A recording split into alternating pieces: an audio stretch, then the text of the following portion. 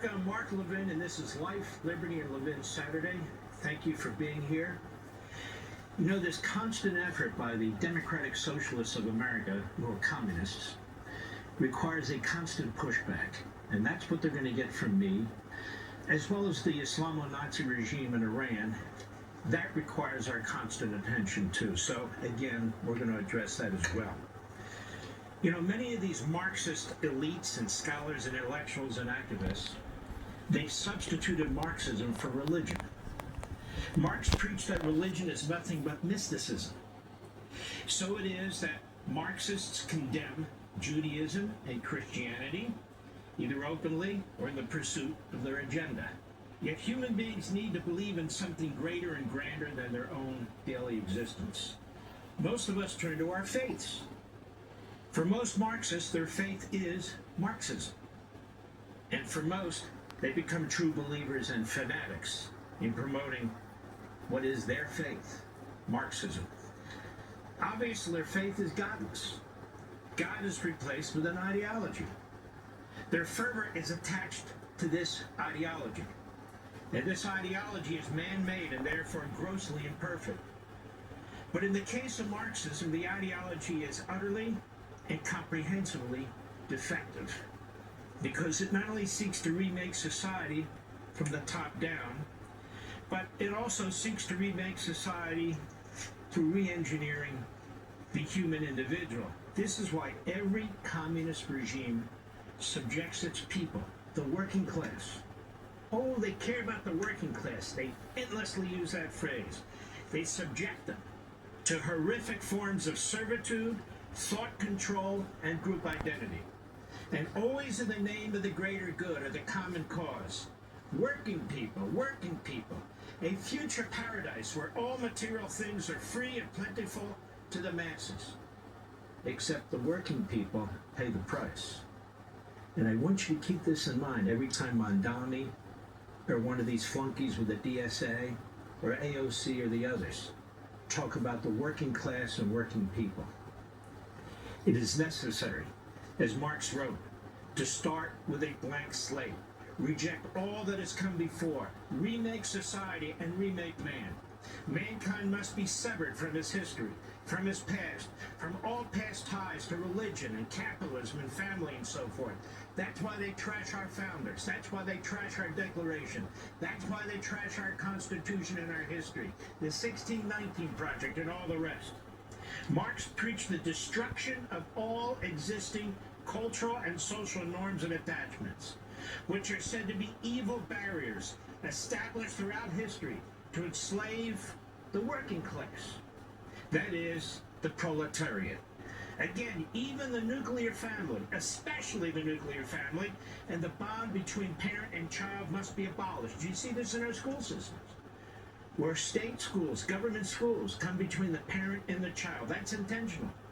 It, too, is based on the bourgeois capitalist profit motive, they say. The parents exploit their children.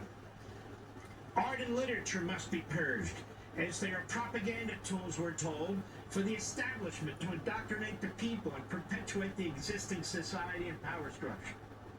Education must be used to promote communal and societal interests. In other words, to indoctrinate Marxist ideological objectives like they are right now, not the priorities of the ruling class and the bourgeois capitalists. All focus must be on promoting the revolution. And again, you see that at the Smithsonian Institution.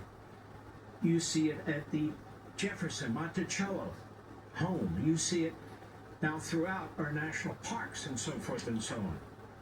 And of course, the revolution has no end. It's constant. It's ongoing. It's constant. It's relentless. Why?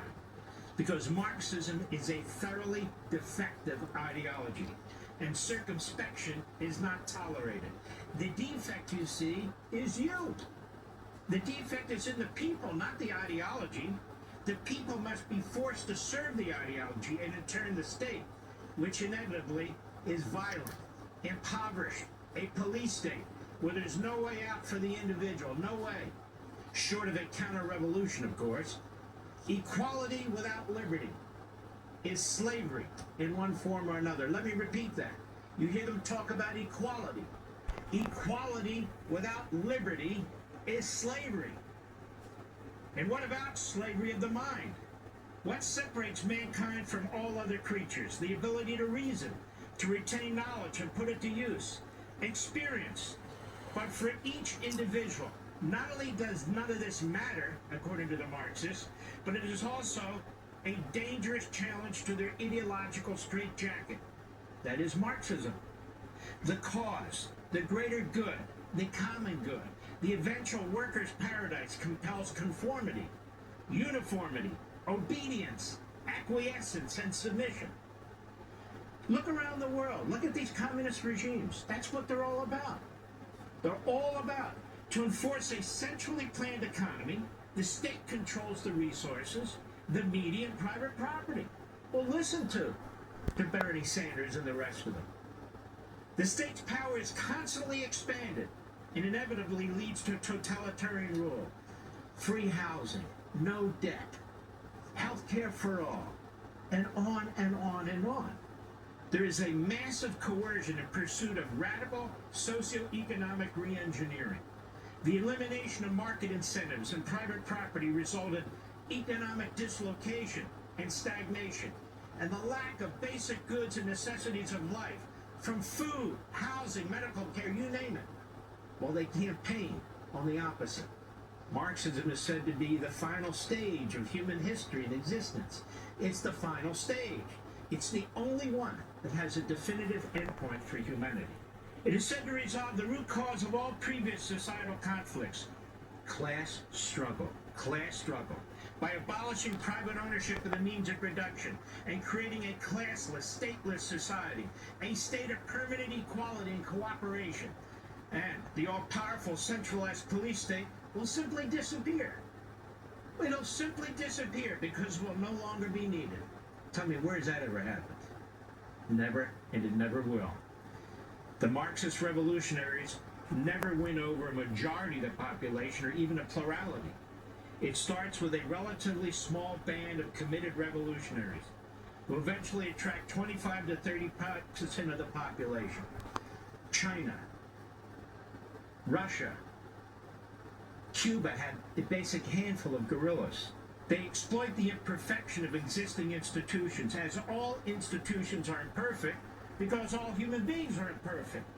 And the dissatisfaction of various individuals and groups of individuals with grandiose promises and alluring visions of birth-to-death utopianism. If only the individual will surrender more of his liberty and security to the cause, surrender more of his property to the cause, if only the individual will become a worker for the cause, if only the existing societal structure and economic system are abolished, can the way be made for human dignity and equality, they tell us.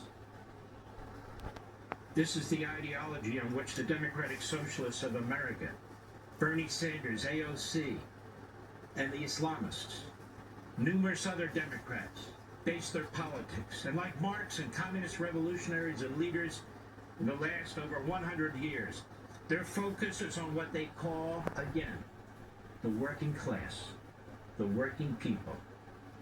They can't really define it, but you are expected to believe you're one of them. Yes, I work. You know, I make an income, I'm satisfied. But I think I'm part of the working class.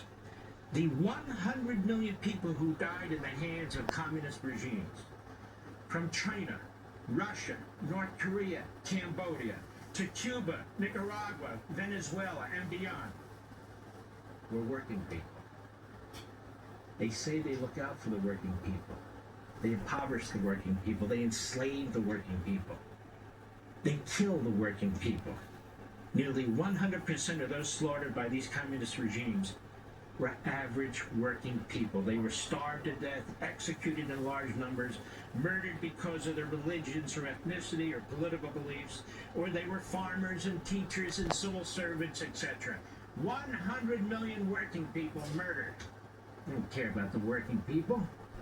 Remember that next time one of these political demagogues or communist mouthpieces go on about how they stand for and are fighting for the working people. Now I want to swing into Iran.